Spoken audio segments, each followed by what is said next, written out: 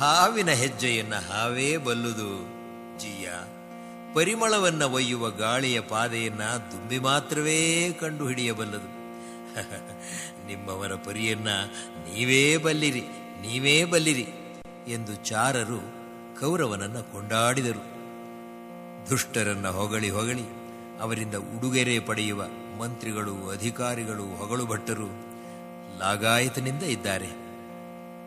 ಜನಮೇಜಯ, ಬಹಳ ಹೊತ್ತು ದುರ್ಯೋಧನ ತನ್ನಲ್ಲೇ ಆಲೋಚಿಸಿ, ನನಗೆ ಎಲ್ಲವೂ ತಿಳಿದಿದೆ ಎಂಬ ಅಹಂ ನನಗಿಲ್ಲ. ಆದರೆ ನಮ್ಮ ದೇಶದಲ್ಲಿ ಈಗ ಇರುವವರ ಪೈಕಿ ಮಹಾಬಲಿಷ್ಠರು ಎಂದೆನಿಸಿಕೊಂಡವರೆಂದರೆ, ಸಮಾನ ಬಲಿಷ್ಠರು ಎಂದು ಪರಿಗಣಿಸಲ್ಪಟ್ಟವರು ಎಂದರೆ ಪ್ರೌಢಿಯಲ್ಲಿದು ಕೇಳಿ ಬಲ್ಲೆವು. ರೂಢಿಯಲಿ ಸಮಬಲರು ಭೀಮ, ಸಗಾಢದಲ್ಲಿ ಬಲಭದ್ರ, ಕೀಚಕ ಶಲ್ಯರೆಂಬವರು. ಭೀಮ, ಬಲರಾಮ, ಕೀಚಕ, ಶಲ್ಯ.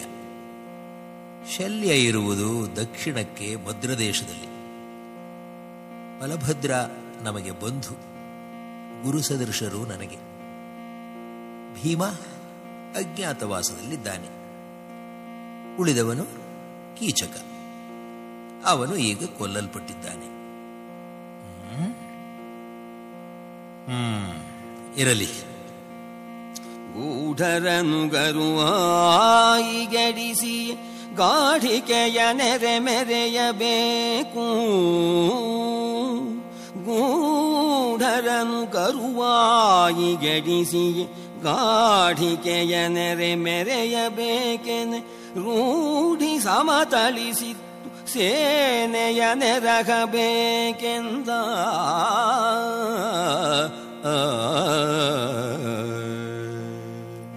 ಗುಪ್ತವಾಗಿ ಅಡಗಿಕೊಂಡಿರುವವರನ್ನ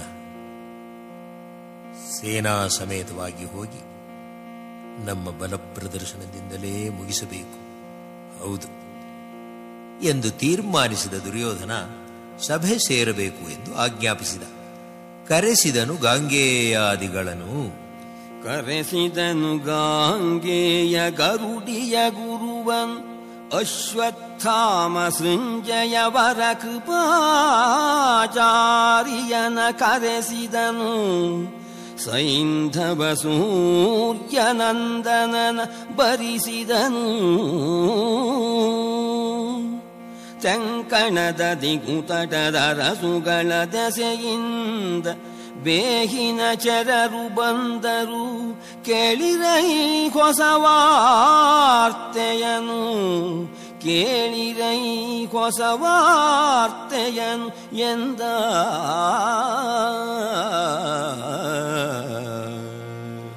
ತಾತ, ಗುರುಗಳೇ, ಸಭಾಸದರೇ, ಎಲ್ಲರೂ ಕೇಳಿ, ಒಂದು ಹೊಸ ಸುದ್ದಿ ಬಂದಿದೆ. ನಿಮಗೆಲ್ಲ ತಿಳಿದಿದೆ ಈಗಾಗಲೇ. ಮತ್ಸ್ಯ ದೇಶದ ದಂಡನಾಯಕ ಕೀಚಕ ಕೊಲ್ಲಲ್ಪಟ್ಟನಂತೆ.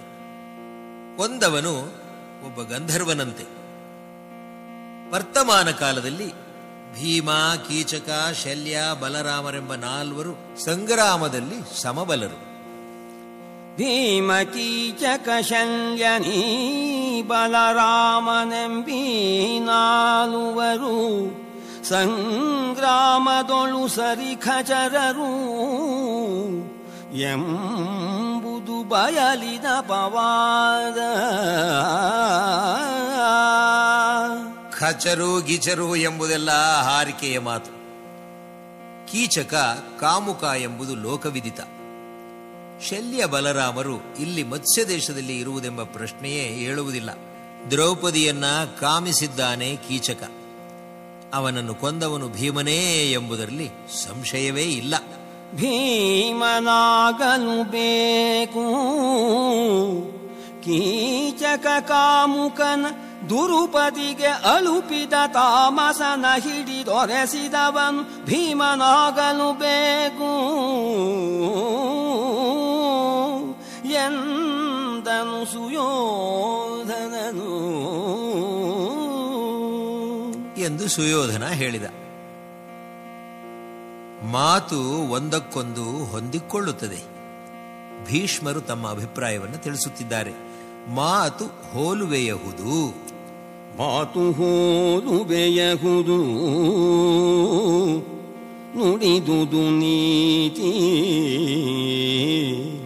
ಮಾತು ಹೋಲುವೆಯಹುದು, ನುಡಿದುದು ನೀತಿ. ಧರ್ಮಜನಿದ್ದ ದೇಶರಾತದೊಳು ಬರನಿಲ್ಲ, ಸವೆಯವು ಬೆಳೆದ ಬೆಳಸುಗಳು. ಸುಯೋಧನ, ನೀನು ಊಹಿಸಿರುವುದು ಸರಿಯಾಗಿದೆ. ಧರ್ಮರಾಜನು ಇರುವ ರಾಜ್ಯದಲ್ಲಿ ಕ್ಷಾಮ ಡಾಮರ ಇರುವುದಿಲ್ಲ. ಮಳೆ ಬೆಳೆ ಸಮೃದ್ಧವಾಗಿ ಆಗುತ್ತದೆ. ಈಗ ಇರುವ ರಾಜ್ಯಗಳಲ್ಲಿ ಮತ್ಸ್ಯ ದೇಶ ಒಂದೇ ಮಿಕ್ಕ ಕಡೆಗಳಿಗಿಂತ ಹೆಚ್ಚು ಸುಭಿಕ್ಷವಾಗಿ ಇರುವುದು. ಅಲ್ಲಿ ಕಳ್ಳತನ ದರೋಡೆಗಳು ಇಲ್ಲ. ಭಂಡಾರ ತುಂಬಿದೆ. ಹಣದ ಉಬ್ಬರ ಇಲ್ಲ. ಕ್ಷೇಮವಾಗಿದ್ದಾರೆ ಜನ. ಬೀತ ಬನವನ್ನಿಲ್ಲ, ಹುಸಿ ಕೊಲೆ ಪಾತಗಾದಿಗಳಿಲ್ಲ. ಬೀತ ಬನವನ್ನಿಲ್ಲ,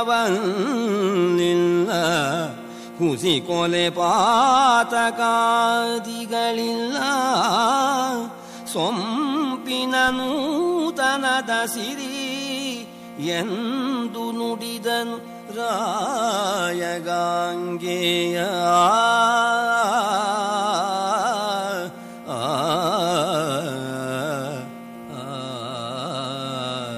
ಧರ್ಮರಾಜ ಇರುವ ಕಡೆ ಸೊಂಪು ಸಿರಿ ಸಮೃದ್ಧವಾಗಿ ಇರುತ್ತದೆ.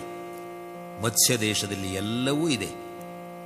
ಪಾಂಡವರು ಅಲ್ಲಿಯೇ ಇದ್ದಾರೆ ಎಂಬುದರಲ್ಲಿ ಸಂಶಯವೇ ಇಲ್ಲ ಎಂದು ಭೀಷ್ಮರು ತಮ್ಮ ಅಭಿಪ್ರಾಯ ತಿಳಿಸಿದರು. ದ್ರೋಣರು ಭೀಷ್ಮರ ಮಾತಿಗೆ ದನಿಗೂಡಿಸಿ, ಇತ್ತೀಚಿನ ವರದಿಯ ಪ್ರಕಾರ ಸುಯೋಧನ, ಉತ್ತರದಲ್ಲಿ ಹಿಮಾಲಯದಿಂದ ದಕ್ಷಿಣದಲ್ಲಿ 3 ಸಮುದ್ರ ಸೇರುವ ಪ್ರದೇಶಗಳಲ್ಲಿ ಎಲ್ಲೆಲ್ಲೂ ಕ್ಷಾಮ ತಲೆದೋರಿ ಜನ ಕಷ್ಟ ಸಂಕಟಗಳಿಗೆ ಗುರಿಯಾಗಿದ್ದಾರೆ. ಅತ್ತ ಹಿಮಗಿರಿ ಮೇರೆ ಭಾವಿಸಲಿತ್ತ 3 ಸಮುದ್ರ ಗಡಿಯಿಂದಿತ್ತ. ನಾನಾ ದೇಶವೆಂಬಿವು ಬರದ ಬೇಗೆಯಲಿ ಹೊತ್ತಿ ಹೊಗೆದವು.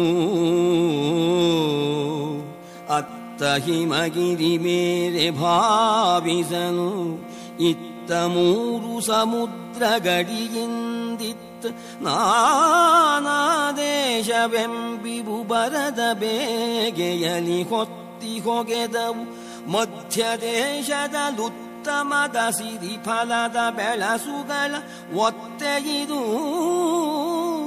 ಇದು ಪಾಂಡವರ ಚಾವಡಿ, ಇದು ಪಾಂಡವರ ಚಾವಡಿ ಎಂದನ ದ್ರೋಣ. ಮತ್ಸ್ಯ ದೇಶ ಒಂದು ಹೊರತಾಗಿದೆ. ಸಮೃದ್ಧವಾದ ರಾಜ್ಯ ವಿರಾಟನ ರಾಜ್ಯ. ಪಾಂಡವರು ಅಲ್ಲಿಯೇ ಮನಮಾಡಿಕೊಂಡಿದ್ದಾರೆ ಎಂದರು. ಕರ್ಣ ಎದ್ದು ನಿಂತು, ಮಹಾರಾಜ, ಅಜ್ಞಾತವಾಸದ ಅವಧಿಯು ಮುಗಿಯುವುದಕ್ಕೆ ಮೊದಲೇ ನಾವು ಹೋಗಿ ಪಾಂಡವರನ್ನ ಕಂಡು ಪುನಃ ಅವರು ವನವಾಸಕ್ಕೆ ಹೊರಡುವಂತೆ ಮಾಡಬೇಕು. ಅವಧಿ ತುಂಬದ ಮುನ್ನ ಈ ಪಾಂಡವರ ಕಾಣಿಸಿಕೊಂಬ. ಮತ್ತಂತವರು ಸತ್ಯಕ್ಕೆ ನಡೆಯಬೇಹುದು ಮುನ್ನಿನಂದದಲ್ಲಿ. ಅವರು ಆಡಿದ ಮಾತಿನಂತೆ, ಅಂದರೆ ಅಜ್ಞಾತವಾಸದಲ್ಲಿ ಅವರು ಇದ್ದಾಗ ಅವರನ್ನ ಯಾರಾದರೂ ಕಂಡು ಹಿಡಿದು ಬಿಟ್ಟರೆ ಅವರು ಪುನಃ 12 ವರ್ಷಗಳ ವನವಾಸ, 1 ವರ್ಷದ ಅಜ್ಞಾತವಾಸವನ್ನು ಕೈಕೊಳ್ಳಬೇಕು ಎಂಬ ಕರಾರಿನಂತೆ ಅವರನ್ನ ಕಾಡಿಗೆ ಕಳಿಸುವುದಕ್ಕೆ ಏನು ಮಾಡಬೇಕು ಎಂಬುದನ್ನು ತಿಳಿಸು ಕೌರವ ಮಹಾರಾಜ. ಅವರ ನೆಲೆಗಾಣಿಸುವ ಮಂತ್ರದ ಹವಣ ನರುಬುವೆನು. ಅವರ ನೆಲೆಗಾಣಿಸುವ ಮಂತ್ರದ ಹವಣನ ರೂಪುವೆನೆಂದು ರವಿಸುತನು ಅವನಿಪಗೆನಸು ನಗುದ ನುಡಿದನು ರಾಜಕಾರ್ಯವ.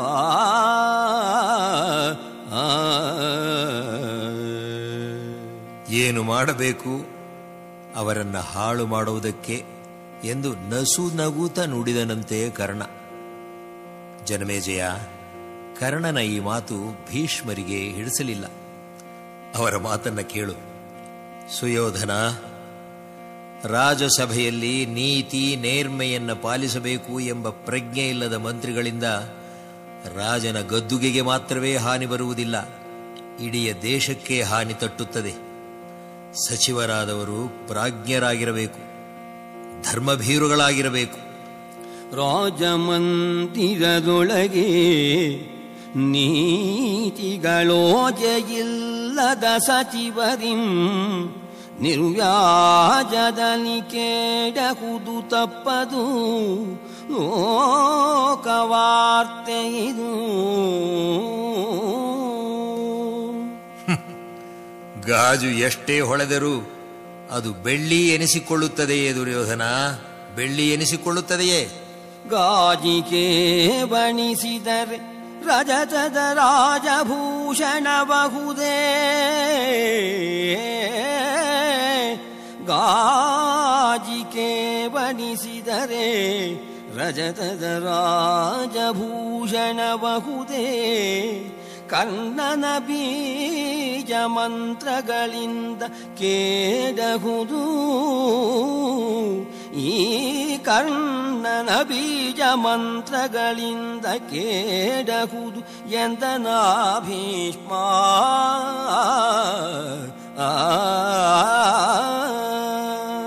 ಕರ್ಣನ ಈ ಬೀಜ ಮಂತ್ರಗಳಿಂದ ಕೇಡು ಸಂಭವಿಸುವುದು ನಿಶ್ಚಯ ನಿಶ್ಚಯ. ಪಾಂಡವರು ಸತ್ಯಕ್ಕೆ ಅಂಜುವರಲ್ಲದೆ ಸಂಗ್ರಾಮಕ್ಕೆ ಅಂಜುವವರಲ್ಲ.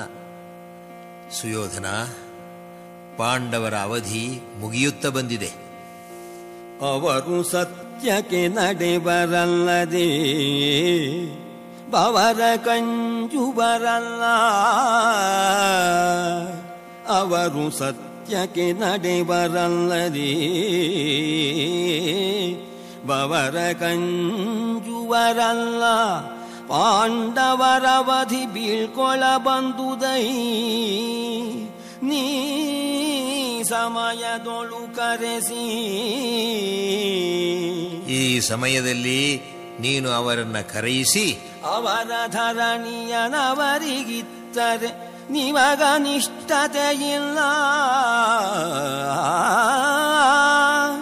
ಈ ಸಮಯದೊಳು ಪಾಂಡವರ ಕರೆಸಿ ಅವರ ಧರಣಿಯನವರಿಗಿತ್ತರೆ ನಿಮಗ ನಿಷ್ಠತೆಯಿಲ್ಲ. ಕೇಳಿಲೆ ಅವನಿಪತಿ ಎಂದೆನುತ ನುಡಿದನು ಮತ್ತೆ ಗಾಂಗೆಯ.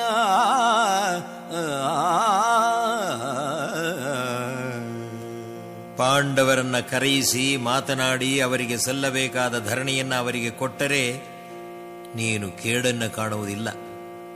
ಹಾಗೆ ಮಾಡದೇ ಇದ್ದರೆ ಅನಿಷ್ಟವೇ ನಿನಗೆ ಕಾದಿಟ್ಟಿದೆ ಎಂಬುದು ಖಚಿತ.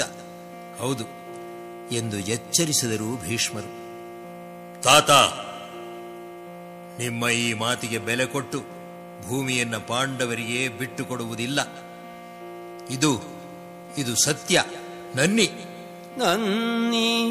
ನಿಮ್ಮಯ ನುಡಿಯ ಕೈಕೊಂಡು ಎನ್ನ ಭೂಮಿಯ ನೀಯನು. ನಿಮ್ಮಯ ನುಡಿಯ ಕೈಕೊಂಡು ಎನ್ನ ಭೂಮಿಯ ನೀಯನು. ಅಯ್ಯನ ಬನ್ನನೆಯ ಮಾತಿನ್ನು ಕೊಳ್ಳದು ಸಾಕು ಸಂಧಿಯನು. ನಿಮ್ಮ ಮಾತು ಕೇಳುವುದೇನು? ತಂದೆಯವರಾದ ಧೃತರಾಷ್ಟ್ರ ಭೂಪಾಲ ಹೇಳಿದರೂ ಕೊಡುವುದಿಲ್ಲ. ಸಂಧಿಯ ಮಾತೆಂಬುದೇ ಸೇರುವುದಿಲ್ಲ ನನಗೆ.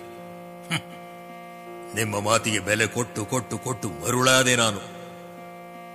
ಸಂಧಿಯನು ಮನ್ನಿಸುತ್ತ ಮರುಳಾದೆನು. ಸಂಧಿಯನು ಮಂತ್ರಿಯನು ಮನ್ನಿಸುತ್ತ ಮರುಳಾದೆನು. ಈ ನಿಷ್ಪನ್ನತೆಯ ಬೀಳ್ಕೊಂಡ ಪಾಂಡವ ಕುಂದಿಗಳ ಗರುವಾಯ ಮಾಡುವಿರಿ.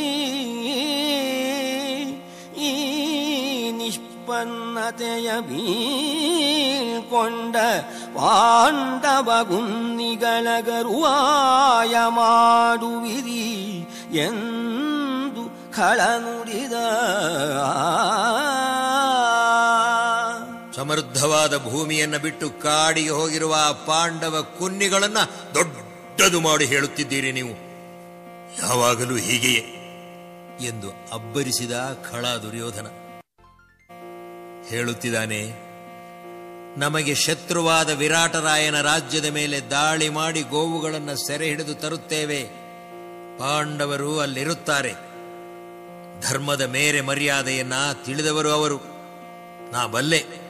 ಅರಿವಿರಾಟನ ಪುರಕ್ಕೆ ಹಾಯಿದು ತುರುಸೆರೆಯ ತೆಗೆಸುವೆವು.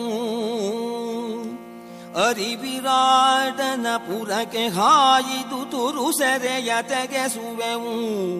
ಪಾಂಡವರಿರಲು ಧರ್ಮದ ಮೇರೆ ಮರ್ಯಾದೆಗಳ ಬಲ್ಲವರು. ಈ ನಮ್ಮ ಕೃತ್ಯವನ್ನ ಉದಾಸೀನ ಮಾಡದೆ ಉಪೇಕ್ಷಿಸದೆ ರಾಜನಿಗೆ ನೆರವಾಗಿ ಪಾಂಡವರು ಗೋವುಗಳನ್ನ ಬಿಡಿಸಿಕೊಳ್ಳಲು ಬರುತ್ತಾರೆ. ಅಲ್ಲಿ ಅವರನ್ನು ನಾವು ಕಾಣುತ್ತೇವೆ. ಅರವರಿಸದಂಗೈಸುವರು, ಅರವರಿಸದಂಗೈಸುವರು. ನಾವರಿದು ಕೊಂಬೆವು ಬಳಿಕ ವನದಲ್ಲಿ ವರುಷ 13 ಕೊಡುವೆವು ಮತ್ತೆ ವೀಳಯವ. ಪುನಃ 12 ವರ್ಷಗಳ ವನವಾಸಕ್ಕೆ, 1 ವರ್ಷದ ಅಜ್ಞಾತವಾಸಕ್ಕೆ ಅಲ್ಲಿಂದ ಹಾಗೆಯೇ ತೆರಳಿರಿ ಎಂದು ಹೇಳಿ ತಾಂಬೂಲ ಕೊಟ್ಟು ಕಳಿಸಿಕೊಟ್ಟು ಬರುತ್ತೇವೆ. ಹೌದು ಎಂದ ದುರ್ಯೋಧನ. ಸರಿಯಾದ ನಿರ್ಧಾರ ಇದು ರಾಜನ್, ಸರಿಯಾದ ನಿರ್ಧಾರ ಇದು ಎಂದು ದುರ್ಯೋಧನನ ಸಲಹೆಯನ್ನ ಅನುಮೋದಿಸಿದ ಕರ್ಣ. ಒಳ್ಳಿತಿದು ನಿರ್ದೋಷ ನಿರ್ಣಯವು, ಒಳ್ಳಿತಿದು ಒಳ್ಳಿತಿದು ನಿರ್ದೋಷ ನಿರ್ಣಯವು. ಒಳ್ಳಿತಿದು ನಿರ್ದೋಷ ನಿರ್ಣಯವು. ಎಲ್ಲರಭಿಮತಬಹುದು ರಿಪುಗಳ ಕುಂದ ವಿದ್ಯವನರಿವ. ಉಪಾಯಕ್ಕೆ ಬೇರೆ ಠಾವಿಲ್ಲ. ನಿರ್ದೋಷ ನಿರ್ಣಯವಂತೆ ಎಲ್ಲರ ಅಭಿಮತ ಇದು ಎನ್ನುತ್ತಾನೆ ಕರ್ಣ. ಶತ್ರುಗಳ ನೀಚತನವನ್ನು ಪತ್ತೆ ಹಚ್ಚಲು ಬೇರೆ ಉಪಾಯವಿಲ್ಲ ಎನ್ನುತ್ತಾನೆ. ಪಾಂಡವರು ಮಾಡುತ್ತಿರುವ ನೀಚತನ ಯಾವುದಿದೆ, ಎಲ್ಲಿದೆ ಎಂಬುದು ಅರ್ಥವೇ ಆಗುತ್ತಿಲ್ಲ. ಕರ್ಣನ ಈ ಅಸಂಬದ್ಧ ಮಾತನ್ನು ಗಮನಿಸಬೇಕು ನಾವು. ಅಲ್ಲಿ ಪಾಂಡವರು ಇದ್ದಾರೆ ಎಂಬುದರಲ್ಲಿ ಸಂಶಯವೇ ಇಲ್ಲ. ಅಲ್ಲಿ ಪಾಂಡವರಿಗರು, ಅಲ್ಲಿ ಪಾಂಡವರಿಗರು ಸಂಶಯವಿಲ್ಲ. ದೇಶದ ಸೊಂಪು ಸಿರಿ ಮತ್ತೆಲ್ಲಿಯೂ ಹಿರಿದಿಲ್ಲ. ನಿಶ್ಚಯವೂ ಎಂದನಾ ಕರ್ಣ. ಮತ್ಸ್ಯ ದೇಶದಲ್ಲಿ ಇರುವ ಸಿರಿ ಸೊಂಪು ಬೇರೆಲ್ಲೂ ಇಲ್ಲ, ಇದು ನಿಶ್ಚಯ ಎಂದ ಕರ್ಣ. ಅವನ ನಂತರ ಸುಶರ್ಮ ಎಂಬುವನು ಎದ್ದು ನಿಂತ. ಸಭೆಯಲ್ಲಿ ಇದ್ದ ಪ್ರಮುಖರು ತಮ್ಮ ಅಭಿಪ್ರಾಯ ತಿಳಿಸಬೇಕು ಎಂದು ರಾಜ ಹೇಳಿದಾಗ ತಿಳಿಸುವುದು ರೂಢಿ. ಅದರಲ್ಲಿಯೂ ಪ್ರಮುಖರಾದವರು ಹೇಳುತ್ತಾರೆ. ಸುಶರ್ಮ ಎಂಬುವನು ತ್ರಿಗರ್ತ ದೇಶದ ರಾಜ. ವಿರಾಟನ ಮತ್ಸ್ಯ ದೇಶದ ಮೇಲೆ ಇವನಿಗೆ ದ್ವೇಷ.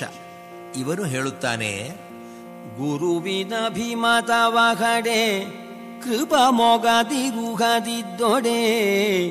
ಭೀಷ್ಮ ಮನದಲ್ಲಿ ಮುರಿಯದಿದ್ದೊಡೆ. ಗುರುಕುಮಾರನ ಮತಕ್ಕೆ ಸೇರುವೊಡೆ. ವರಶಕುನಿಯಹುದೆಂದೊಡೆ. ಆ ಸೋದರರು ತಪ್ಪಲ್ಲೆಂದರಾದೊಡೆ. ಅರಸನಗಲ್ದುದೆ ಮಂತ್ರ ಮಂತ್ರವೆಂದು ಸುಶರ್ಮ ಹೊಗಳಿದನು. ಗುರುವಿನ ಅಭಿಮತವ ಕಡೆ ಗುರು ದ್ರೋಣಾಚಾರ್ಯರ ಅಭಿಮತ ಇದ್ದರೆ ಕೃಪಾ ಮೊಗದಿರುಗದಿದ್ದೊಡೆ, ಕೃಪಾಚಾರ್ಯರ ಆಕ್ಷೇಪಣೆ ಇಲ್ಲದಿದ್ದರೆ ಭೀಷ್ಮ ಮನದಲ್ಲಿ ಮುರಿಯದಿದ್ದೊಡೆ, ಭೀಷ್ಮಾಚಾರ್ಯರು ಮನಸ್ಸಿನಲ್ಲಿ ಬೇಸರಪಟ್ಟುಕೊಳ್ಳದೇ ಇದ್ದರೆ ಗುರುಕುಮಾರನ ಮತಕ್ಕೆ ಸೇರುವೊಡೆ,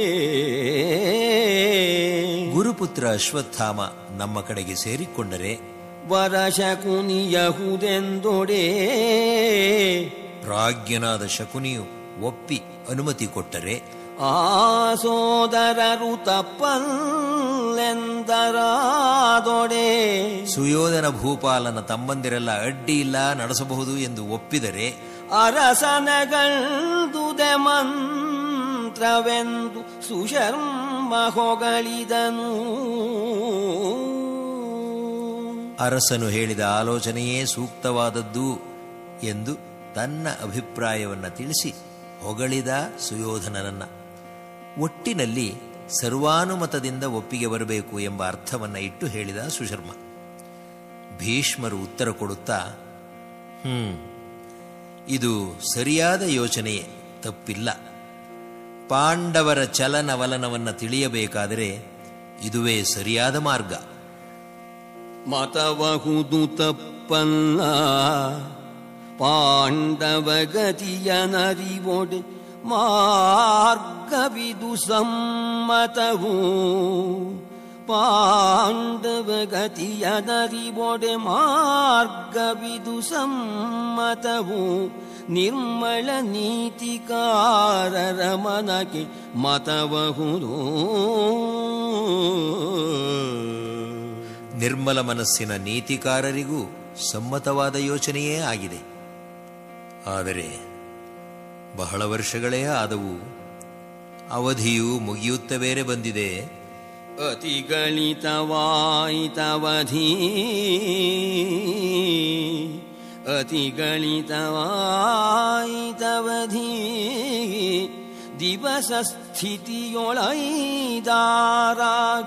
ಬಳಿಕೀಕ್ಷಿತಿಗೆ ಪಾಂಡವರುತ್ತರಾಯಿಗಳು,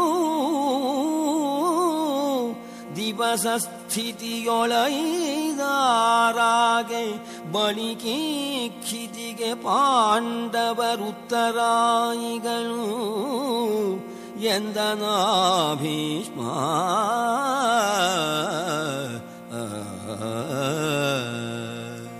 ದಿವಸದ ಲೆಕ್ಕದಲ್ಲಿ ಇನ್ನು 5-6 ದಿನಗಳು ಮಾತ್ರ ಉಳಿದಿದ್ದೀತು.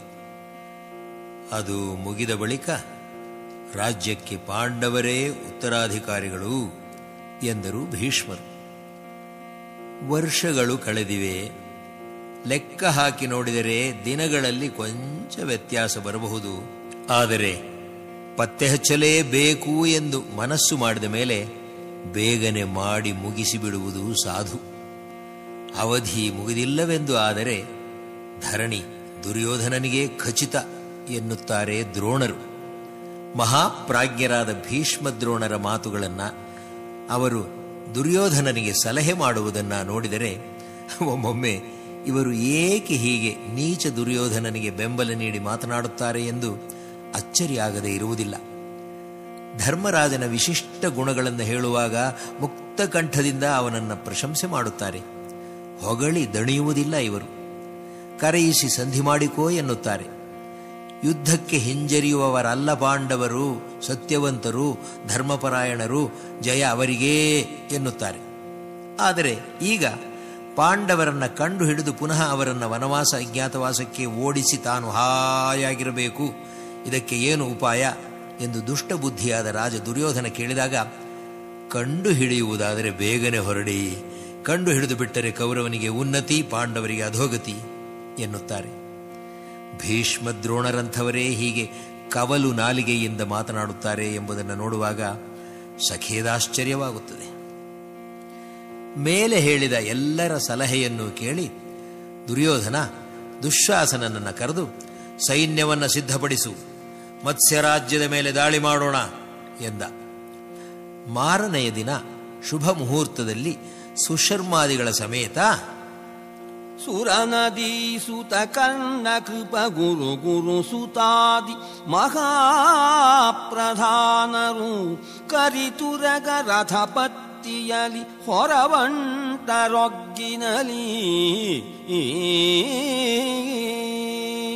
ಭೀಷ್ಮ, ದ್ರೋಣ, ಕೃಪ, ಕರ್ಣ, ಅಶ್ವತ್ಥಾಮರೆ ಮೊದಲಾದ ಅತಿರಥ ಮಹಾರಥರು ಹೊರಟರು. ಗೋವುಗಳನ್ನು ಕದ್ದು ತರುವುದಕ್ಕೆ ಹೊರಟರು. ಬಹಳ ಅಕ್ಷೋಹಿಣಿ ಸೈನ್ಯ ಸಮೇತನಾಗಿ ಹೊರಟರು ಎನ್ನುತ್ತಾರೆ ವೈಶಂಪಾಯನರು. ಶತ್ರು ರಾಜ್ಯವಾದ ವಿರಾಟನ ಮತ್ಸ್ಯ ದೇಶದ ಮೇಲೆ ಅಸಂಖ್ಯ ಅಕ್ಷೋಹಿಣಿ ಸೈನ್ಯ ಸಮೇತ ಹೊರಟ ಕೌರವರಾಯ ಸಾಹಸರ ನಟ್ಟಿದನು ವೈರಿಗಳಾಹವಕೆ ನೆಲನಗಲದಲ್ಲಿ ಬಲ ಮೋಹಿಸಿದು ಆಹವಕೆ ನೆಲನಗಲದಲ್ಲಿ ಬಲ ಮೋಹಿಸಿದು ನೆರಸಿರರು ಬಹಳಾಕ್ಷೋಹಿಣಿ ಬಲವಾ. ಜನಮೇಜಯ ಭೂಪಾಲ, ಗುಬ್ಬಿಯ ಮೇಲೆ ಬ್ರಹ್ಮಾಸ್ತ್ರ ಬಿಡುವಂತೆ ವಿನಾಕಾರಣ ಮತ್ಸ್ಯ ದೇಶದ ಮೇಲೆ ದಾಳಿ ಮಾಡಲು ಅತಿರಥ ಮಹಾರಥರೊಂದಿಗೆ ಬೃಹತ್ ಸೇನೆಯೊಂದಿಗೆ ಕೌರವ ಹೊರಟಾಗ ಆದ ಅಪಶಕುನಗಳನ್ನು ಲೆಕ್ಕಿಸದೆ ಹೊರಟರು ಎನ್ನುತ್ತಾರೆ ವೈಶಂಪಾಯನರು.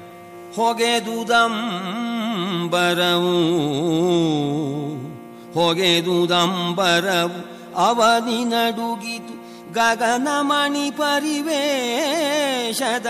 ತಾರೆಗಳು ಹೊಳೆದವು ಸುರಿದ ವರುಣಾಂಬುಗಳ ಧಾರೆಗಳು ದಿಗುವಳಯದಲ್ಲಿ ಧೂಮಕೇತುಗಳೊಗೆದವೆನಲು ದಿಗುವಳಯದಲ್ಲಿ ಧೂಮಕೇತುಗಳೊಗೆದವೆನಲು ಉತ್ಪಾದ ಕೋಟಿಯ ಬಗೆಯದೆ ಅವನಿಪ ಪುರವ ಹೊರವಂಟನು ಸಗಾಢದಲ್ಲಿ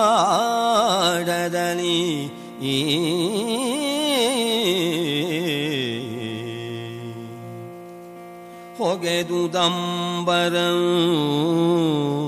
ಆಕಾಶದಲ್ಲಿ ಹಗಲಲ್ಲೇ ಧೂಮಕೇತು ಕಾಣಿಸಿಕೊಂಡಿತು. ಅವನಿ ನಡುಗಿತು. ರಾಜಧಾನಿಯಲ್ಲಿ ಲಘು ಭೂಕಂಪವಾಯಿತು. ಗಗನಮಣಿ ಪರಿವೇಶದಲ್ಲಿ ತಾರೆಗಳು ಹೊಳೆದವು. ಹಗಲಲ್ಲಿ ನಕ್ಷತ್ರಗಳು ಕಾಣಿಸಿಕೊಂಡವು. ಸೂರ್ಯನಿಗೆ ಪರಿವೇಶ ಕಟ್ಟಿತು. ಸುರಿದ ವರುಣಾಂಬುಗಳ ಧಾರೆಗಳು ಇದ್ದಕ್ಕಿದ್ದಂತೆ ನೆತ್ತರಿನ ಮಳೆಗರೆಯಿತು. ದಿಗುವಳಯದಲ್ಲಿ ಧೂಮಕೇತುಗಳೊಗೆದವೆನನು ಉತ್ಪಾದ ಕೋಟಿಯ ಬಗೆಯದೆ ಅವನಿಪ ಪುರವ ಹೊರವಂಟನು ಸಗಾಢದಲ್ಲಿ. ಈ ಭೀಕರ ಉತ್ಪಾದಗಳು ಒಂದನ್ನು ಗಮನಿಸದೆ ದುಷ್ಟಬುದ್ಧಿಯ ದುರ್ಯೋಧನ ಹೊರಟ. ವಿರಾಟ ನಗರವನ್ನು ಸಮೀಪಿಸುತ್ತಾ ಇದ್ದಂತೆ ಕೌರವ ತನ್ನ ಬೃಹತ್ ಸೇನೆಯನ್ನ 2 ಭಾಗವನ್ನಾಗಿ ವಿಭಾಗಿಸಿದ. ಎರಡು ಮೋಹರವಾಗಿ ತೆಂಕಲು ಹರಿದು ತುರುಗಳ ತಡೆಯಿ ನಾವುತ್ತರದಲಾನುವೆನುತ ನೃಪತಿ ತ್ರಿಗರ್ತರನು ಕಳುಹೇ. ಸುಶರ್ಮ ತನ್ನ ಸೈನ್ಯದೊಂದಿಗೆ ದಕ್ಷಿಣ ದಿಕ್ಕಿನಿಂದ ಹೋಗಿ ದಾಳಿ ಮಾಡಲಿ, ಗೋವುಗಳನ್ನು ಹಿಡಿದು ತರಲಿ ಎಂದು ಆಜ್ಞೆ ಮಾಡಿದ. ಹುರಿಯೊಡೆದು 16,000 ವರ ಮಹಾರಥರೊಗ್ಗಿನಲಿ ದುರ್ಧರ ಸುಶರ್ಮನು ಧಾಳಿಯಿಟ್ಟನು ತೆಂಕದೆಸೆಗಾಗಿ.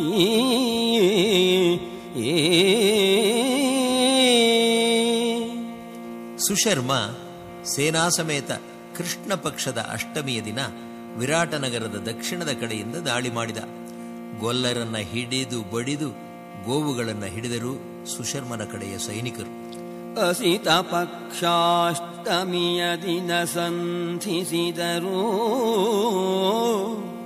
ಅಸಿತ ಪಕ್ಷಾಷ್ಟಮಿಯ ದಿನ ಸಂಧಿಸಿದರು ಆಳೆದ್ದುದು ವಿರಾಟನ ಪಶು ಸಮೂಹವ ಮುತ್ತಿದರು ಗೋಪಾಲಕರ ಕೆಡಹಿ. ಕಾಣದ ಅಪರಿಚಿತ ಮುಖಗಳನ್ನು ಕಂಡು ಗೋವುಗಳು ಚೆಲ್ಲಾಪಿಲ್ಲಿಯಾಗಿ ಓಡತೊಡಗಿದವು. ಅಂಬಾ ಅಂಬಾ ಎಂಬ ಗೋವುಗಳ ಅಂಬಾರವವು ಕಳವಳಕ್ಕೆ ಎಡೆಗೊಟ್ಟಿತು. ಹೊಸ ಮುಖಕ್ಕೆ ಸೀವರಿಸಿದವು, ಹೊಸ ಮುಖಕ್ಕೆ ಸೀವರಿಸಿದವು. ದೆಸೆ ದೆಸೆಗೆ ಹಿಂಡುಗಳೊಡೆದು ಹಾಯ್ದವು. ಮಸಕಿದಂಬಾರವದ ಕಳವಳವಾಯಿತು ನಿಮಿಷದಲ್ಲಿ.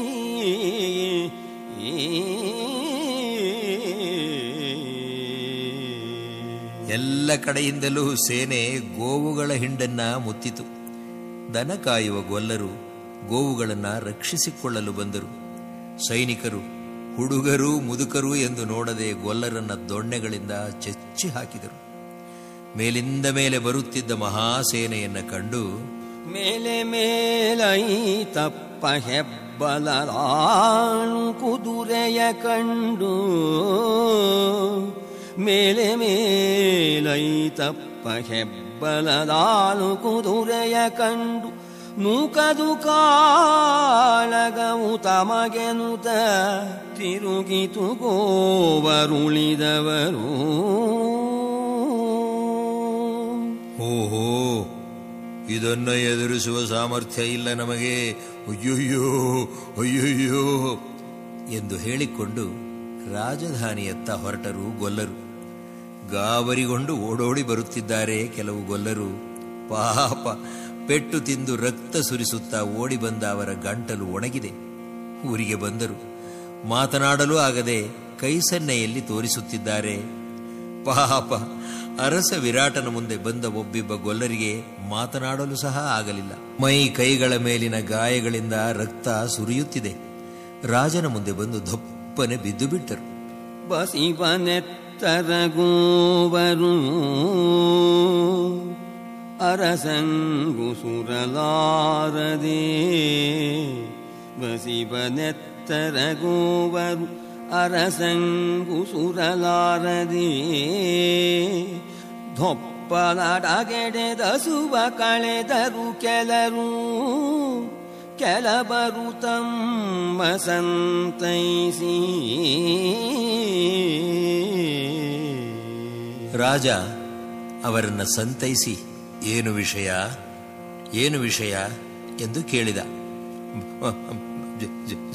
ಜಿಯ, ಭಾರಿ ಬಲಿಷ್ಠ ಸೇನೆ ಬಂದು ಬಿಟ್ಟಿದೆ ಪ್ರಭು. ಕೊಲ್ಲರನ್ನ ಹಲವರನ್ನ ತರಿದು ಹಾಕಿಬಿಟ್ಟರು ಸ್ವಾಮಿ, ತರಿದು ಹಾಕಿಬಿಟ್ಟರು. ಅಸಮ ಬಲವದು ಜಿಯ, ಅಸಮ ಬಲವದು ಜಿಯ, ಗೋವರ ಕುಸುರಿದರಿದರು. 60,000 ಪಶು ಸಮೂಹವ ಹಿಡಿದರು.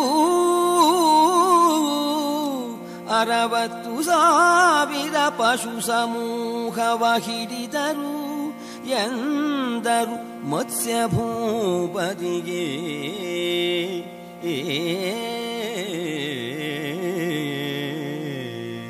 ಮಹಾರಾಜ, ಎಲ್ಲ ಕಡೆಯಿಂದಲೂ ಸೈನಿಕರು ಬಂದು ನಮ್ಮ 60,000 ಗೋವುಗಳನ್ನು ಹಿಡಿದರು ಮಹಾರಾಜ.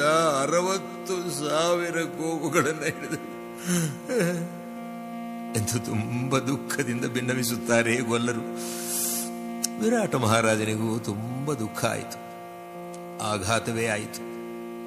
ಅಯ್ಯೋ, ಇವತ್ತೇ ಸಾಯಬೇಕೇ ಕೀಚಕ ಎಂದು ಹೇಳುತ್ತಾ ಅಕ್ಕಪಕ್ಕದಲ್ಲಿ ಕಣ್ಣಾಡಿಸುತ್ತಾನೆ ವಿರಾಟರಾಜ.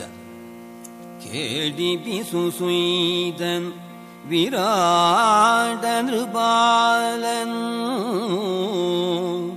ಇದ ಕೇಳಿಬಿಸು ಸುಯ್ದನ್ ವಿರಾಟ ನೃಪಾಲನು. ಇಂದಿನಲಳಿದನೆ ಕಟ್ಟಾಳು ಕೀಚಕನ ಕೀಚಕನು ಇಂದಿನಲ್ಲಿ ಅಳಿದನೇ ಕಟ್ಟಾನು ಕೀಚಕನೆನುತ ನೋಡಿದನಂದು ಕೆಲಬಲನ. ಮಹಾರಾಜ, ಕೊಡಿ ವೀಳೆಯವ, ಇದು ಹೊರಟವು, ಬಿಡಿ ಚಿಂತೆಯನ. ಅವರಿಗೆ ಸರಿಯಾದ ಪಾಠವನ್ನು ಕಲಿಸಿ ಬರುತ್ತೇವೆ. ವೀಳೆಯವ ಕೊಡಿ. ಆಳು ಗಜ ಭಜಿಸಿತ್ತು ಹಾಯಿಕು ವೀಳೆಯವ ನಿಂದೆನಗೆ ತನಗೆಂದು ಆಳು ಗಜ ಭಜಿಸಿತ್ತು. ಓಲಗದೊಳ ಅಬ್ಬರಣೆ ಮಸಗಿತು ಕದಡಿದ ಸ್ಥಾನ. ಜನಮೇಜಯ, ಸೇನಾನಿಗಳು ರಭಸದಿಂದ ಎದ್ದರು. ಗೆದ್ದು ಬರುತ್ತೇವೆ ಅರಿಗಳನ್ನ ಎಂದರು. ನಾನು ತಾನು ಎಂದು ಮುಂದಾದರು. ಆನೆ, ರಥ, ಕುದುರೆ, ಕಾಲಾಳುಗಳ ಪಡೆ ಹೊರಟಿತು. ಭೂಪಾಲ, ಕೇಳು. ಈ ಸಂದರ್ಭದಲ್ಲಿ ಪಾಂಡವರೈವರು ರಹಸ್ಯವಾಗಿ ಒಂದೆಡೆ ಸೇರಿದರು. ಬೇರಾರಿಗೂ ತಿಳಿಯದಂತೆ ತಮ್ಮ ತಮ್ಮಲ್ಲಿ ಮಾತನಾಡಿಕೊಂಡರು. ಧರ್ಮರಾಜ ಹೇಳಿದ, ತಮ್ಮಂದಿರ, ಇದು ನಮ್ಮವರ ಸೈನ್ಯ. ಇವರು ತಮ್ಮೊಳಗೆಂದರು, ಇವರು ತಮ್ಮೊಳಗೆಂದರು, ಅದು ನಮ್ಮವರ ಬಲ, ಅದು ನಮ್ಮವರ ಬಲ. ತುರುಗೊಂಡವರು ಕೌರವರು ನಮ್ಮ ಪರೀಕ್ಷೆಗೋಸುಗ ಬಂದ ಹದನಹುದು.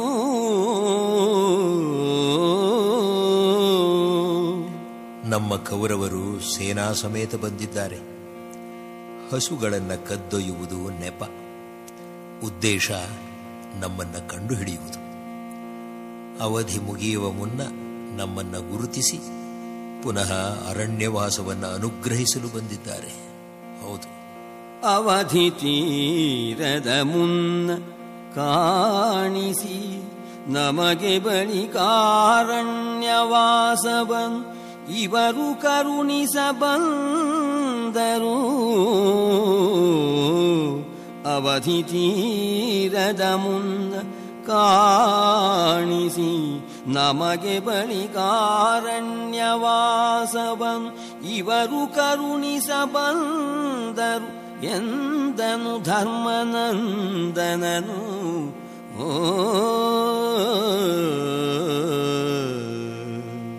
ಪಾರ್ಥ, ಅವಧಿ ಮುಗಿಯಲಿ ಬಿಡಲಿ. ಭೀಮ, ಗೋವುಗಳ ಅಂಬಾ ಎಂಬ ಆಕ್ರಂದನವನ್ನು ಕೇಳಿದ ಮೇಲೆ ನೀರು ಕುಡಿದರೆ ಸಹ ಪಾಪ ಎನಿಸುತ್ತದೆ. ನನಗೆ ನೀರು ಕುಡಿದರೆ ಸಹ ಪಾಪ ಎನಿಸುತ್ತದೆ. ಅವಧಿ ತೀರಲಿ ಮೇಣು ಮಾಡಲಿ, ಅವಧಿ ತೀರಲಿ ಮೇಣು ಮಾಡಲಿ. ಯಮಗೆ ತುರು ಹುಯ್ಯಲನು ಕೇಳಿದು ಕಿವಿಯಲಿ ಉದಕವ ಕೊಂಡಡೆ ಆಪಾತಕವನೆಣಿಸುವೊಡೆ ಯಮಗೆ ನೂಕದು.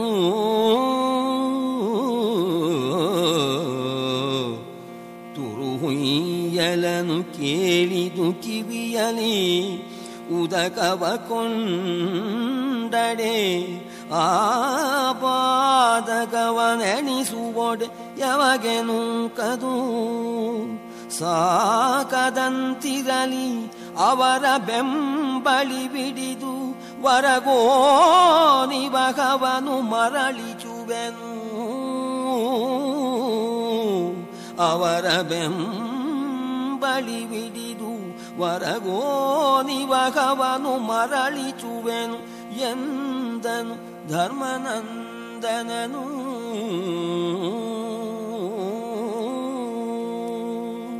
ಹೋಗಲಿ, ಹೇಗಾದರೂ ಹೋಗಲಿ. ಹಸುಗಳನ್ನು ಹಿಡಿಯಲು ಬಂದವರನ್ನ ಹಿಡಿದು ಗೋವುಗಳನ್ನು ಹಿಂದಿರುಗಿಸುವುದೇ ಮೊದಲ ಕೆಲಸ ನನಗೆ ಎಂದ ಧರ್ಮರಾಜ ಯುಧಿಷ್ಠಿರ. ಬಹಳ ವರ್ಷಗಳೇ ಆಗಿದ್ದವು ಯುದ್ಧವನ್ನ ನೋಡಿ ಮಾಡಿ. ತಮ್ಮಂದಿರ ಸಹಿತ ಹೊರಡಲು ನಿರ್ಧರಿಸಿದ ಧರ್ಮರಾಜ ಯುಧಿಷ್ಠಿರ. ಸಾತ್ವಿಕವೂ ಕೋಮಲವೂ ಆದ ಧರ್ಮಜ ಪುಳಕಿತಗೊಂಡ. ವಿರಾಟರಾಜನ ಬಳಿ ಬಂದು, ಎಂದು ತಮ್ಮಂದಿರು ಸಹಿತ ಯಮನಂದನನು ಕಲಹಾವಲೋಕಾನಂದ ಪರಿಕರನುಳಿತ ಕೋಮಲಕಾಯನು ಅನುವಾಗಿ ಬಂದು. ರಾಜನ್, ಧರ್ಮ, ಅರ್ಥ, ಕಾಮ, ಮೋಕ್ಷಗಳು ಎಂಬ 4 ವರ್ಗಗಳಿಗೂ ಸಾಧಕವಾದ ಅಸ್ತ್ರವು ಋಷಿಗಳೊಬ್ಬರಿಂದ ನನಗೆ ಪ್ರಾಪ್ತವಾಗಿದೆ. ಆದ್ದರಿಂದ ನಾನು ಕವಚವನ್ನು ಧರಿಸಿ ರಥವನ್ನೇರಿ ಗೋವುಗಳು ಇರುವ ಜಾಗಕ್ಕೆ ಹೋಗುತ್ತೇನೆ. ನಮ್ಮ ಅಡಿಗೆಯ ಮನೆಯಲ್ಲಿ ಇರುವ ವಲಲನು ಒಳ್ಳೆಯ ಬಲಿಷ್ಠನೂ ಶೂರನೂ ಆಗಿರುವುದನ್ನು ನೀನೇ ಆತ ಮಾಡುವ ಮಲ್ಲಯುದ್ಧ ಜಟ್ಟಿಕಾಳಗಗಳನ್ನು ನೋಡಿದ್ದೀಯಾ? ಅಲ್ಲದೆ ಗೋವುಗಳ ಕುದುರೆಗಳ ಸಂರಕ್ಷಣೆಗೆ ಎಂದು ಇಬ್ಬರಿದ್ದಾರಲ್ಲ, ತಂತ್ರಿಪಾಲ, ದಾಮಗ್ರಂಥಿ ಎಂಬುವವರು. ಈ ಸಮಯಕ್ಕೆ ಅವರ ಸಹಾಯವೂ ಬೇಕಾಗುತ್ತದೆ. ಅವರನ್ನು ಕೂಡ ಹೊರಡಲು ಹೇಳಬಹುದು. ಗೋವುಗಳನ್ನು ಕದಿಯಲು ಬಂದವರು ಈ ಯಾರೊಂದಿಗೂ ಯುದ್ಧ ಮಾಡುವ ಸಾಮರ್ಥ್ಯವನ್ನು ಹೊಂದಿರುತ್ತಾರೆ ಎಂದು ನನಗೆ ಅನಿಸುವುದಿಲ್ಲ ಎಂದ. ಗಮನಿಸಬೇಕು ಧರ್ಮರಾಜನ ಈ ಮಾತನ್ನ. ಭೀಷ್ಮ ದ್ರೋಣಾದಿ ವೀರರು ಬಂದಿರುತ್ತಾರೆ ಎಂದು ಬಲ್ಲ ಧರ್ಮಜ. ಇಂಥವರು ನಕುಲ ಸಹದೇವರೊಂದಿಗೆ ಯುದ್ಧ ಮಾಡಲು ಅಸಮರ್ಥರು ಎನ್ನುತ್ತಾನೆ. ಅಸತ್ಯ, ಅಧರ್ಮ ಕಾರ್ಯ ಕದಿಯುವುದು. ಇಲ್ಲಿ ವಿರಾಟನಗರದಿಂದ ಹೋಗುತ್ತಿರುವವರು ಧರ್ಮಬೀರುಗಳು. ಸ್ವಾಮಿ ರಕ್ಷಣೆ, ಗೋರಕ್ಷಣೆಗೆ ಹೋಗುತ್ತಿದ್ದಾರೆ. ಸತ್ಯಕ್ಕೆ ಬಲ, ಧರ್ಮಕ್ಕೆ ಬಲ. ಗಮನಿಸಬೇಕು ಅವನ ಮಾತನ್ನ. ವಿರಾಟರಾಜ ಒಪ್ಪಿ ತಕ್ಷಣವೇ ತನ್ನ ತಮ್ಮ ಶತಾನೀಕನನ್ನು ಕರೆದು ಕಂಕ, ವಲಲ, ದಾಮಗ್ರಂಥಿ, ತಂತ್ರಿಪಾಲರಿಗೂ ಒಳ್ಳೊಳ್ಳೆಯ ರಥಗಳನ್ನು ಸಿದ್ಧಪಡಿಸಿ ಆಯುಧಗಳನ್ನು ತುಂಬಿ ಇಡಲು ಆಜ್ಞೆ ಮಾಡಿದ. ಜನಮೇಜಯ, ಧರ್ಮಜನಿಗೆ ಸಂತೋಷ ಆಯಿತು. ರಹಸ್ಯವಾಗಿ ಪಾರ್ಥನನ್ನು ಕರೆದು, ಪಾರ್ಥ, ನೀ ಇಲ್ಲೇ ನಗರದಲ್ಲೇ ಇರು ಎಂದು ಸೂಕ್ಷ್ಮವಾಗಿ ಹೇಳಿದ. ಮತ್ಸ್ಯನ ನೇಮದಲ್ಲಿ ನಡೆತಂದು ರಥವೇರಿದನು. ಪಾರ್ಥನ ಹಿಂದಕಿರಿಸಿ ವಿರಾಟನೊಡನೆ ಅವನೀಶ ಹೊರಬಂದ. ಕವಿಯ ಮಾತನ್ನ ಗಮನಿಸಬೇಕು. ಅವನೀಶನೊಡನೆ ಧರ್ಮಜ, ಕಂಕ ಹೊರವಂಟ ಎನ್ನಬಹುದಾಗಿತ್ತು. ಅವನೀಶ ಹೊರವಂಟ ವಿರಾಟನೊಡನೆ ಅನ್ನುತ್ತಿದ್ದಾನೆ. ನಿಜವಾಗಲೂ ಅವನೀಶ ಧರ್ಮರಾಜ. ಕವಿ ಎಷ್ಟು ಸೂಕ್ಷ್ಮವಾಗಿ ನಮಗೆ ಹೇಳುತ್ತಿದ್ದಾನೆ ಗಮನಿಸಬೇಕು. ನಗರದ ಗಡಿ ಪ್ರದೇಶಕ್ಕೆ ಬಂದರು. ಗೋವುಗಳನ್ನು ಒಯ್ಯುತ್ತಿದ್ದ ಪ್ರದೇಶಕ್ಕೆ ಬಂದು ಸೇನೆಯನ್ನು ಎದುರಿಸಿದರು. ಗೋವುಗಳನ್ನು ರಕ್ಷಿಸಿಕೊಳ್ಳುವುದಕ್ಕೋಸ್ಕರ ತ್ರಿಗರ್ತದ ಸೈನಿಕರನ್ನ ಎದುರಿಸಿದರು. ಯುದ್ಧವು ಭೀಕರವಾಗಿಯೇ ಪ್ರಾರಂಭವಾಯಿತು. ಸಂಜೆ ಸಮೀಪಿಸುತ್ತಿದೆ. ಕತ್ತಲಾಗುವುದರೊಳಗಾಗಿ ಬಿಡಿಸಿಕೊಳ್ಳಬೇಕು. ಶತ್ರುವಿನ ಕಡೆ ಇವರು ಬಂದರು. ಫಡ! ಜುಜಿಬಿ ವಿರಾಟನ ಕಡೆಯ ಹೀನರು. ಇವರು ನಮಗೆ ಸಮರೆ. ವೃಥಾ ಸಾಯಬೇಡಿರೋ. ನಿಮಗೆ ಯಾರೋ ಇದ್ದಾರೆ. ವೀರಾಧಿವೀರ ಕೀಚಕ ಸತ್ತು ಹೋದ ಮೇಲೆ ಎಂದು ಅಬ್ಬರಿಸಿದರು. ಫಡ ವಿರಾಚನ ಚುಕ್ಕಿಗಳಿರ ಅವಗಡಿಸದಿರಿ ಸಾಯದಿರಿ. ಬಿರುದರ ಹೆಡತಲೆಯ ಹಾವಾದ ಕೀಚಕ ನಳಿದ ನಿನ್ನೇನು. ಹೆದರಿ ಗಾಬರಿಯಿಂದ ನಮ್ಮ ಸೈನ್ಯದ ನಡುವೆ ಸಿಕ್ಕಿಕೊಂಡ ನರಿ ಹಲ್ಲುಗಿರಿಯುವಂತೆ ವಿರಾಟರಾಯ ನಮ್ಮನ್ನ ಎದುರಿಸಲು ಬಂದಿದ್ದಾನೆ. ಕೆಟ್ಟ ಕೆಟ್ಟ ಮಿಟುಕಿ ಕಟಕವ ಹೊಕ್ಕು ನರಿ ಹಲು ಬಿಡುವವನು ವೈರಾಟ ಕೆಟ್ಟನು ಕಡೆಗೆ. ಮಿಡುಕಿ ಕಟಕವ ಹೊಕ್ಕು ನರಿಹಲು ಬಿಡುವವನು ವೈರಾಟ ಕೆಟ್ಟನು ಕಡೆಗೆನುತ ಕೈ ಒಯ್ದು ನಕ್ಕುದು ಕೂಡೆ ಕುರುಸೇನೆ. ಕೈ ಹೊಯ್ದು ಹೀಯಾಳಿಸಿತು ಕುರುಸೇನೆ. ರಥ, ಗಜ, ತುರಗ, ಪದಾತಿಗಳು ಪರಸ್ಪರ ವೀರಾವೇಶದಿಂದ ಹೋರಾಡಿದರು. ರಕ್ತ ಕಾರುತ್ತಾ ಬೀಳುತ್ತಿದ್ದರು ಸೈನಿಕರು. ಮಾತ್ರವಲ್ಲ, ಆನೆಗಳು ಕುದುರೆಗಳು ತತ್ತರಿಸಿದವು. ದಿಂಡುಗೆಡೆದವು ದಂತಿ ಘಟೆ, ಶತಖಂಡವಾದವು ತುರಗದಳ, ಮುಂಕೊಂಡಿರಿದು ಕಾಲಾಳು ಕೆಡೆದವು ತಾರು ಥಟ್ಟಿನಲಿ. ತುಂಡಿಸಿತು ರಥವಾಗಿ ಮಿದುಳಿನ ಜೊಂಡಿನಲಿ, ರಣಭೂಮಿ ರಕುತದ ಗುಂಡಿಗೆಗಳೊಗ್ಗಾಯಿತು. ಶಾಕಿನಿ ಡಾಕಿನಿ ಜನಗೆ ರಕ್ತದ ಕೋಡಿ ಹರಿದು ಶಾಕಿನಿ ಡಾಕಿನಿಯರಿಗೆ ಹಬ್ಬ ಆಯಿತು. ಮತ್ಸ್ಯನ ಸೇನೆ ವೀರಾವೇಶದಿಂದ ಹೋರಾಡಿತು. ತ್ರಿಗರ್ತದ ಸೇನೆ ಹಿಮ್ಮೆಟ್ಟಿತು.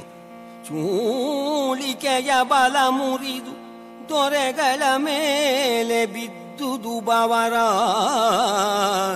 ಬಳಿಗೆ ಚಾಳುತನದಲ್ಲಿ ಹೊಕ್ಕು ದುವಾಲಿಸುವ ನಿಜ ರಥದ ಮೇಲುದಳ ಕವಿದುದು.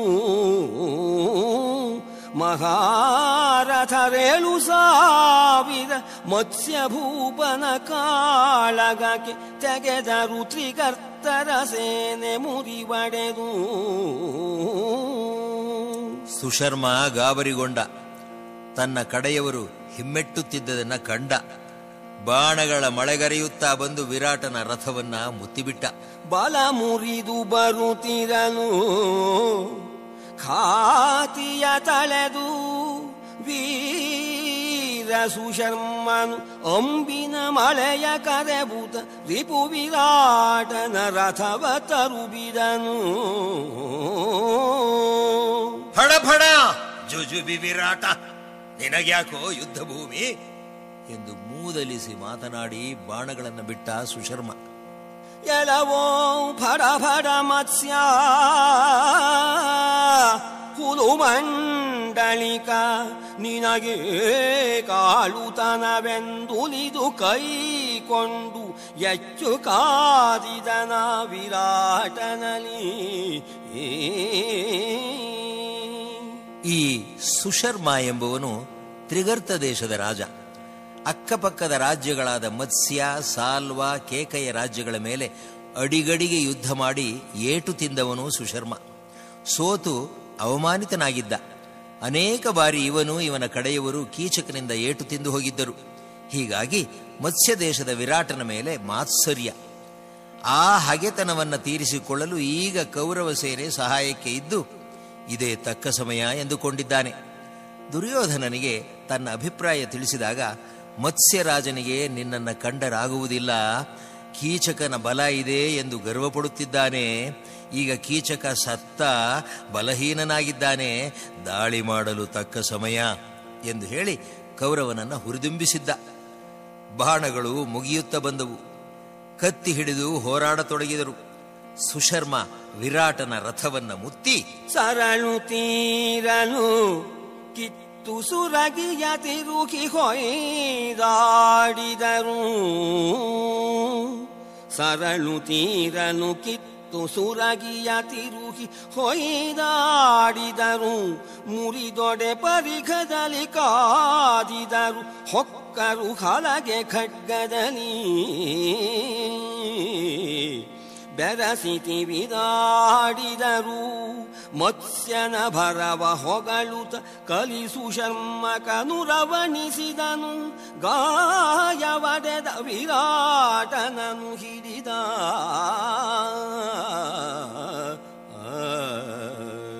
ಹಿಡಿದೇ ಬಿಟ್ಟ ವಿರಾಟನನ್ನ. ಸಿಕ್ಕಿದ ವಿರಾಟ ರಾಜ. ಒಪ್ಪಿಸಿಕೊಟ್ಟರು ಅವನ ಕಡೆಯವರು. ಅಯ್ಯೋ, ಕೀಚಕ ಇದ್ದಿದ್ದರೆ ಹೀಗಾಗುತ್ತಿತ್ತೆ ಎಂದರು ವಿರಾಟನ ಸೈನಿಕರು. ಸಿಕ್ಕಿದನು ದೊರೆ ಒಪ್ಪುಗೊಟ್ಟರು ಚುಕ್ಕಿಗಳು. ಸಿಕ್ಕಿದನು ದೊರೆ ಒಪ್ಪುಗೊಟ್ಟರು ಚುಕ್ಕಿಗಳು.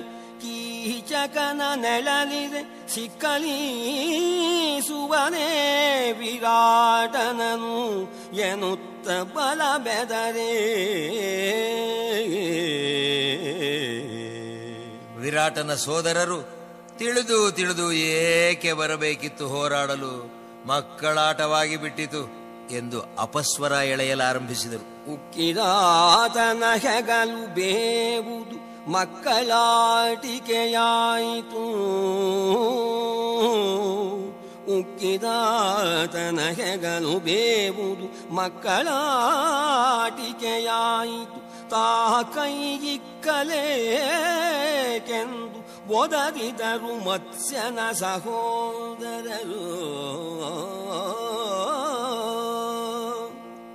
ಇದನ್ನ ಗಮನಿಸಿದ ಧರ್ಮರಾಜ, ಭೀಮ, ವಿರಾಟನ ಸೇನೆ ಭೀತಿಗೊಂಡು ಬಿಟ್ಟಿದೆ, ಕಂಗೆಟ್ಟಿದೆ, ಮತ್ಸ್ಯನ ಕುಲಕ್ಕೆ ಬಂದಿತು ವಿಪತ್ತು, ಸುಮ್ಮನೆ ಇರಬಾರದು, ಇನ್ನು ಬಿಡಿಸು, ಬೇಗ ಹೋಗು, ವಿರಾಟ ರಾಜನನ್ನು ಬಿಡಿಸು ಎಂದು ಹೇಳಿದ. ಬಲವನಾಯಕವಾಯಿತು, ಬಲವನಾಯಕವಾಯಿತು, ಮತ್ಸ್ಯನ ಕುಲಕ್ಕೆ ಬಂದುದು ಕೇಡು. ಸುಮ್ಮನೆ ನಿಲ್ಲುವುದನುಚಿತ ಭೀಮ, ನಾವು ಸುಮ್ಮನೆ ನಿಲ್ಲುವುದನುಚಿತ. ಬಿಡಿಸು ವಿರಾಟ ಭೂಪತಿಯ.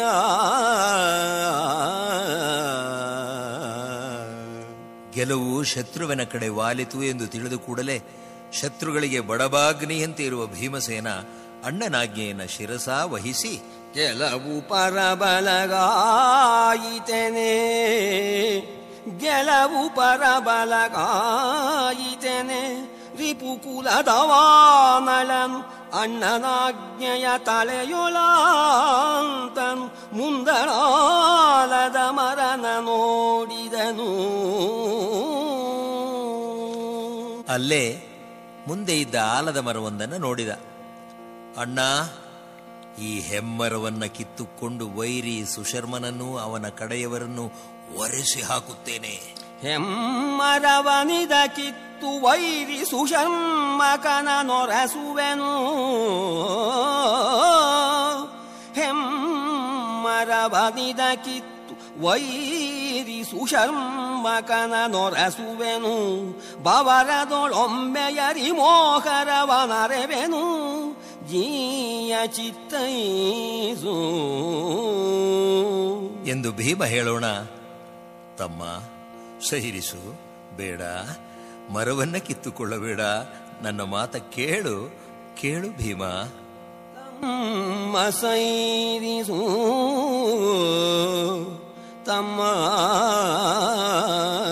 ಸೈರಿಸು, ಮರನ ಮುರಿಯದಿರು ಎಮ್ಮ ಮಾತನು ಕೇಳು. ಹೊಲ್ಲೆಕವು ಎಮ್ಮತಾಗದೆ ಮಾಡದು ತಮ್ಮ, ಹೊಲ್ಲೆಕವು ಎಮ್ಮತಾಗದೆ ಮಾಡದು ಎಂದನು ಧರ್ಮನಂದನನು. ಬೇಡ ಭೀಮ, ಹೀಗೆ ಮಾಡಬೇಡ, ನಮ್ಮ ಮೇಲೆ ದೋಷಾರೋಪಣೆ ಬರುತ್ತದೆ, ಬೇಡ ಎಂದು ಸಮಾಧಾನಪಡಿಸಿದ ತಮ್ಮ ಭೀಮಸೇನನನ್ನ. ಕಂದ, ಮರವನ್ನ ನೀ ಮುರಿದರೆ ತಕ್ಷಣವೇ ಈ ಅಮಾನುಷ ಕೃತ್ಯವು ಭೀಮಸೇನನಿಗೆ ಒಬ್ಬಂಗಲ್ಲದೆ ಬೇರೆ ಯಾರಿಂದಲೂ ಸಾಧ್ಯವಿಲ್ಲ ಎಂದು ನಮ್ಮನ್ನ ಗುರುತು ಹಚ್ಚಿಬಿಡುತ್ತಾನೆ ಖಳಕುಲ ತಿಲಕ ಕೌರವ. ಮರನ ಮುರಿದೊಡೆ ನಮ್ಮ ನರಿವನು ಕುರುಕುಲಾಗ್ರಣಿ. ಈ ಯಮಾನುಷ ಪರಮ ಸಾಹಸ ಭೀಮಸೇನಂಗಲ್ಲದಿಲ್ಲೆಂದು ನಮ್ಮ ನರಿವನು ಕುರುಕುಲಾಗ್ರಣಿ. ಅರಿಕೆಯಹುದು ಎನೆ. ಅಯ್ಯೋ ಧರ್ಮರಾಜ, ಅರಿಕೆಯಹುದು ಅನ್ನುತ್ತಾನೆ. ಅರಿಕೆ ಮಾಡಿಕೊಳ್ಳುತ್ತೇನೆ, ಮರವನ್ನ ಕೀಳುವ ಸಾಹಸ ಮಾಡಬೇಡ ಎಂದು ಕೇಳಿಕೊಳ್ಳೋಣ. ಭೀಮ ಹೇಳುತ್ತಾನೆ, ಭೀಮನೆಂದನು ಕುರುಕುಲಾಗ್ರಣಿ ಸಹಿತಿದೆಲ್ಲವನೊರೆಸಿ ಕಳೆದೊಡೆ. ಬಳಿಕ ನಮಗಾರುಂಟು ಮುನಿಬವರು. ಕುರುಕುಲಾಗ್ರಣಿ ದುರ್ಯೋಧನ ಸಹಿತವಾಗಿ ಎಲ್ಲರನ್ನು ಒರೆಸಿ ಹಾಕಿಬಿಟ್ಟರೆ ಬಳಿಕ ನಮಗಾರು ಶತ್ರುಗಳು ಎಂದ ಭೀಮಸೇನ. ಬೇಡ ಭೀಮ, ಬೇಡಪ್ಪ, ಉಗ್ರ ಕರ್ಮವ ನೆನೆಯಬೇಡ. ಉಗ್ರ ಕರ್ಮವ ನೆನೆಯಬೇಡ, ಉಗ್ರ ಕರ್ಮವ ನೆನೆಯಬೇಡ. ವನವಾಸ ಅಜ್ಞಾತವಾಸದ ಅವಧಿಯನ್ನ ಬಹಳ ಕಷ್ಟಪಟ್ಟು ಮುಗಿಸಿದ್ದೇವೆ. ವ್ಯಗ್ರದಲ್ಲಿ ಸಾಧಿಸಿದೆವು ಅವಧಿ ಸಮಗ್ರವನು. ಇನ್ನು ಸಾಕು ವಲಲ, ಪುನಃ ಬವಣೆ ಪಡುವಂತೆ ಆಗಬಾರದು ಕಂಡೆಯ.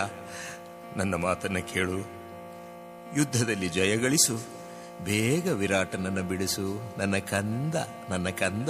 ಸಾಕಿನ್ನು ಬಿಡಿಸು ವಿರಾಟ ಭೂಪತಿಯ.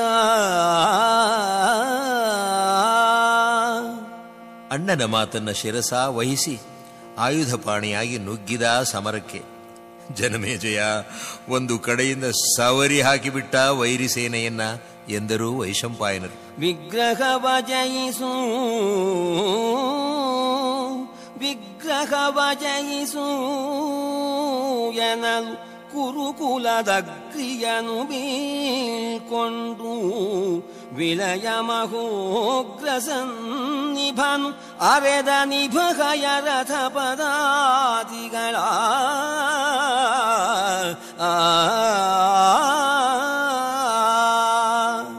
ನಮ್ಮ ವರಕವಿ ಕುಮಾರವ್ಯಾಸ ತಾನು ಶ್ಯಾನುಭೋಗರ ವಂಶದವನು ಎಂದು ಒಮ್ಮೊಮ್ಮೆ ತೋರಿಸಿಕೊಳ್ಳಲು ಇಷ್ಟಪಡುತ್ತಾನೆ ಎಂಬಂತೆ ಸೈನಿಕರು, ಆನೆ, ಕುದುರೆಗಳು ಸೋಲನ್ನ ಪಡೆದು ವೀರ ಸ್ವರ್ಗಕ್ಕೆ ಹೋದದ್ದರ ಲೆಕ್ಕ ಕೊಡುತ್ತಾನೆ ನಮಗೆ. ಸರಳ ಸಾರದಲೆಂಟು ಸಾವಿರ ತುರಗವನು ಸೀಳಿದನು.